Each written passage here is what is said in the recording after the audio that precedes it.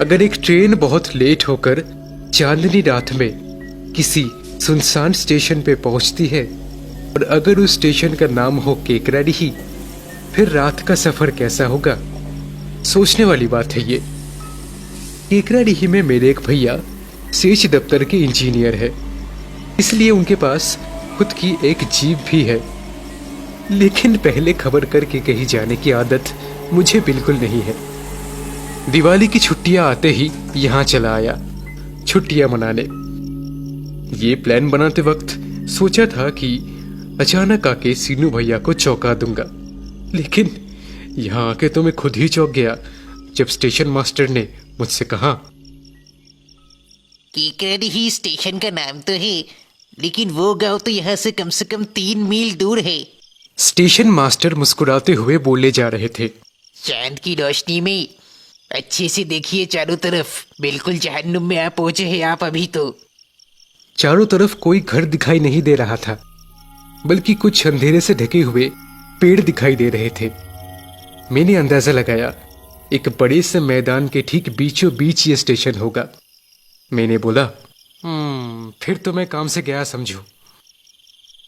हाँ बिल्कुल सही। स्टेशन मास्टर ने गंभीरता से कहा, वैसे सिर्फ आप ही नहीं, मैं भी काम से गया। क्यों, आपको क्या हुआ? क्या हुआ और होना क्या है? क्वार्टर में जाके थोड़ा सो लूं, ये भी मुश्किल है। जीना हराम कर दिया मेरा, इसीलिए रात को स्टेशन में सोता हूँ। जीना हराम करेंगे? कौन? वो आप जान के क्या कर लोगे? बस फिर स्टेशन मास्टर अपने कमरे में जाने लगे और दरवाजा बंद कर दिया। मैंने बाहर से उन्हें आवाज लगाई, ओ भाई साहब सुनिए। अंदर से स्टेशन मास्टर ने गुस्से से जवाब दिया, सुनने सुनाने का समय नहीं है, वो लोग आने वाले होंगे। जीना हराम करके रखा है मेरा।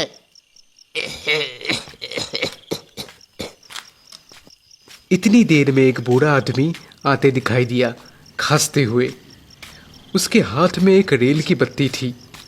ये जरूर रेल में काम करने वाला ही कोई होगा। बत्ती को नीचे रख के वहां रखे एक सूटकेस के ऊपर वो आराम से सो गया।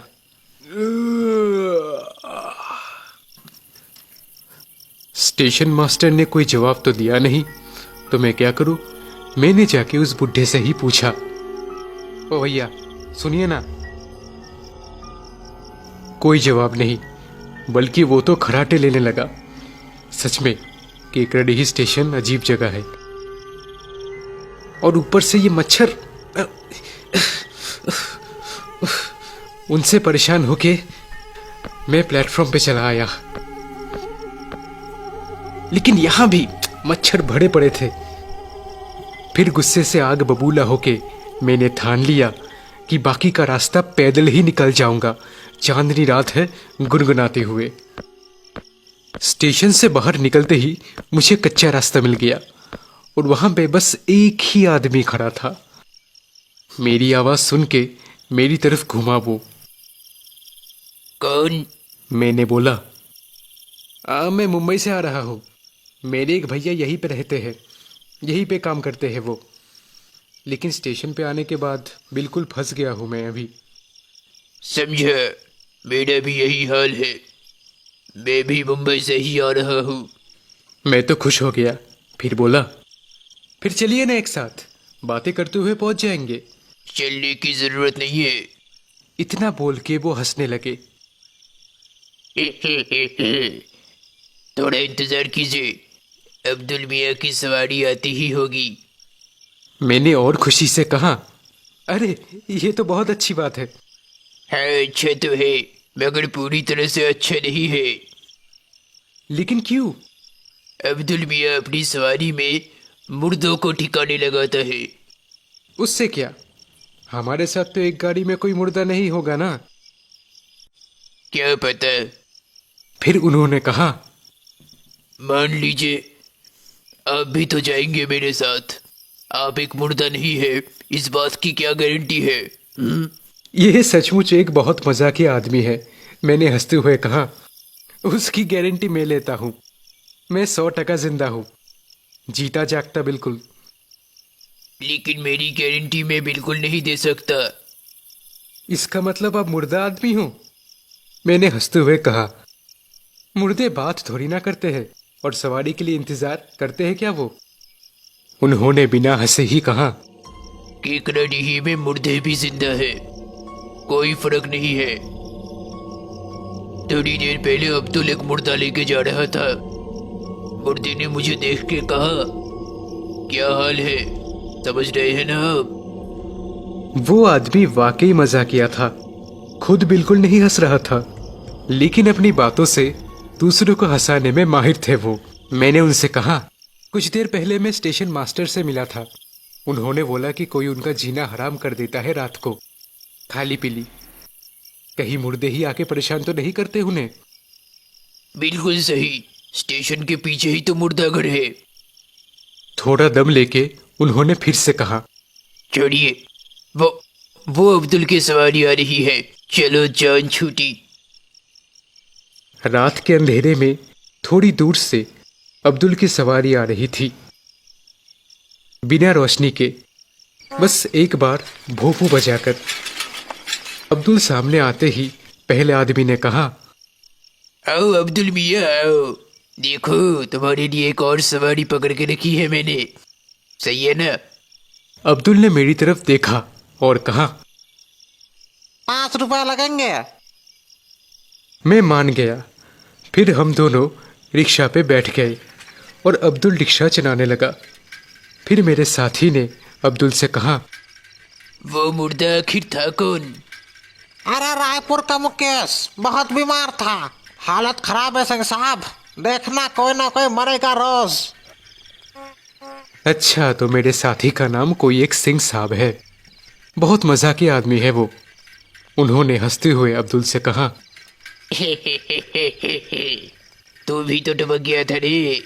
हाँ, और आपकी क्या हालत है वो भी तो बताइए हमें। अब मैं क्या बताऊं, दामाद मेडिकल का डॉक्टर है, बहुत कोशिश की मगर काम नहीं बना। नसीब अपना अपना सिंह साहब। मुझे कुछ समझ नहीं आ रहा था तो मैंने पूछा, क्या हुआ था आपको? और होना क्या है, बुखार से गया। और आपको क्या हुआ था? मैंने हैरानी से बोला, मुझे क्या होना है? अरे कुछ नहीं हुआ तो इतनी कम उम्र में कैसे टपक गए? टपक कौन टपक गया? मेरे जवाब से सिंह साहब अजीब तरीके से हंसने लगे। ओ अब्दुल मियाँ, सुन रहे हो, लुका छुपी खेल रहे हैं ये जनाब। अभी अभी टपके हैं ना, इसलिए शर्मा रहे हैं, बाद में सब ठीक हो जाएगा। मैंने कुछ बिना समझे ही बोला, आखिर मामला है क्या? जरा साफ साफ मुझे भी तो बताओ कोई। लेकिन वो दोनों बस हंसे जा रहे थे।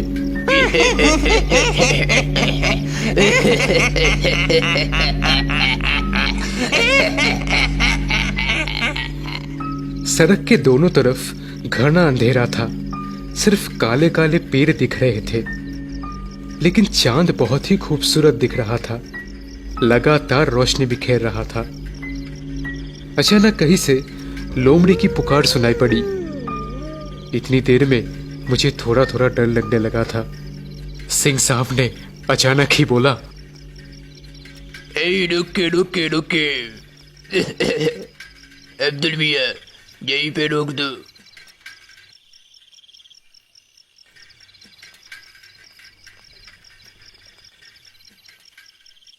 अब्दुल ने रिक्शा रोक के कहा, यहाँ पे क्यों? सिंह साहब ने उतरते हुए जवाब दिया,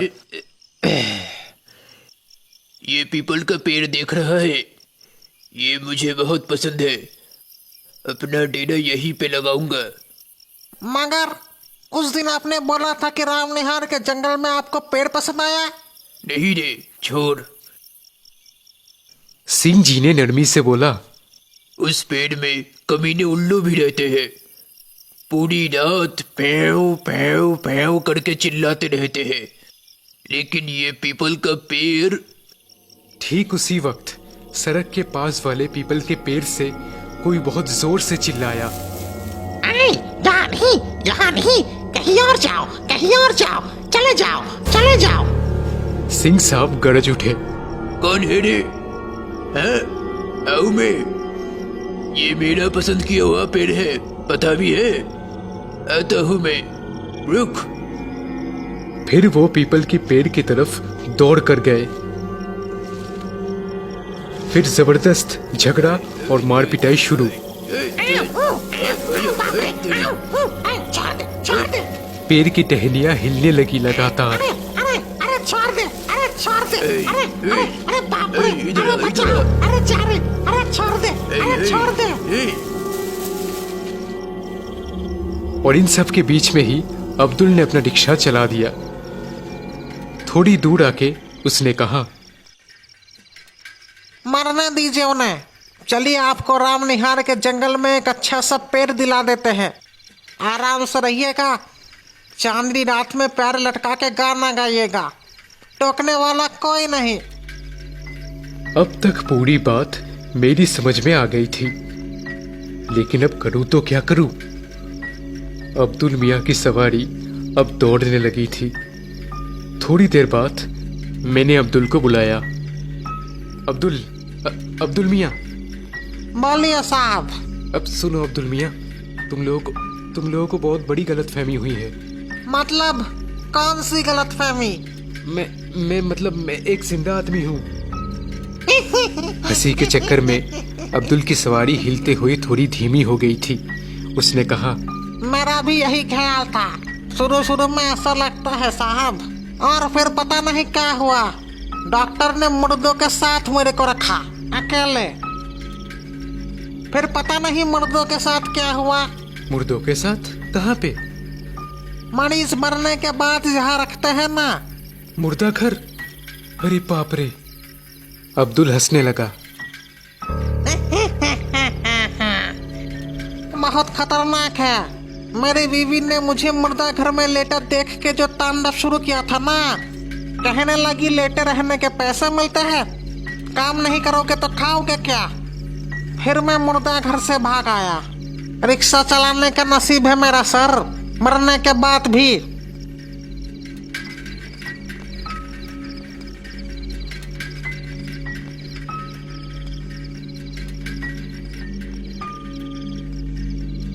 अब्दुल, मुझे यहीं पे उतार दो।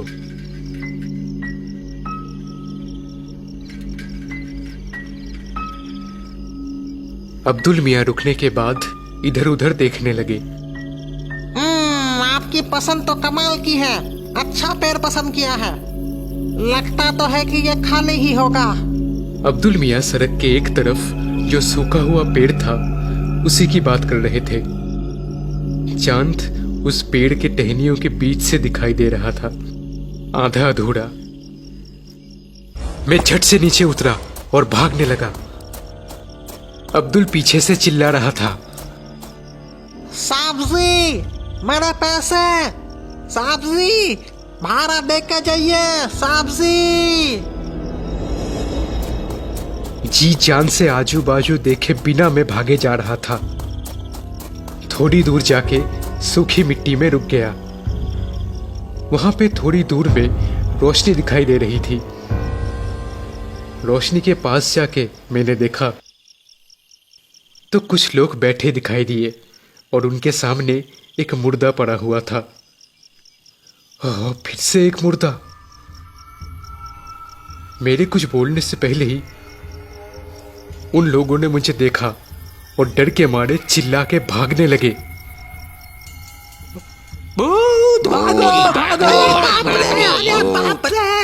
मैं सोच ही रहा था कि क्या हुआ, लेकिन तभी अचानक वो मुर्दा धीरे धीरे उठने लगा।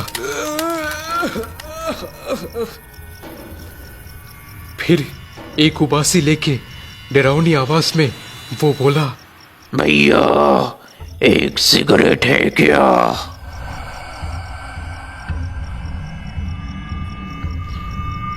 दिमाग काम नहीं कर रहा था मेरा। ऐसा लगा मानो ऊंचाई से अभी गिर जाऊंगा। होश में आया तो देखा मैं अपने भैया के कमरे में हूँ।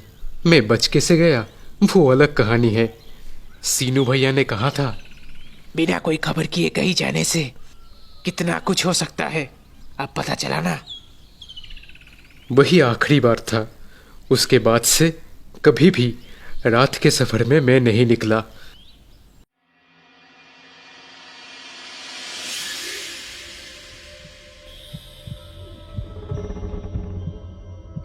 आज की कहानी कैसी लगी आपको जरूर बताइएगा।